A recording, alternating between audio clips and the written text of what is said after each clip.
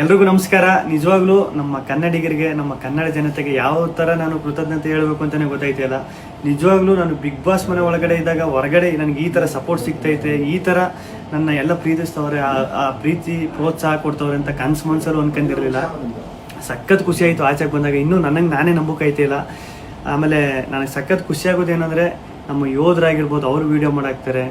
ಆಮೇಲೆ ನಮ್ಮ ಕನ್ನಡ ಜನತೆ ಅಲ್ಲದೆ ಬೇರೆ ರಾಜ್ಯದವರು, ಆಂಧ್ರ, ತಮಿಳುನಾಡು, ಬೇರೆ ದೇಶದಲ್ಲಿರೋರು, ಆಮೇಲೆ ನಮ್ಮ ರೈತರು ಈ ಸಂಕ್ರಾಂತಿ ಹಬ್ಬದಲ್ಲೆಲ್ಲ ಕಿಚ್ಚೊಡಿಬೇಕಾದ್ರೆ ಹಸುಗಳ ಮೇಲೆಲ್ಲ ಚಿತ್ರ ಬಿಡಿಸ್ಕೊಂಡು ಫೋಟೋ ಹಾಕೊಂಡೆಲ್ಲ ಸಕ್ಕ ಸಪೋರ್ಟ್ ಮಾಡಿದ್ರು.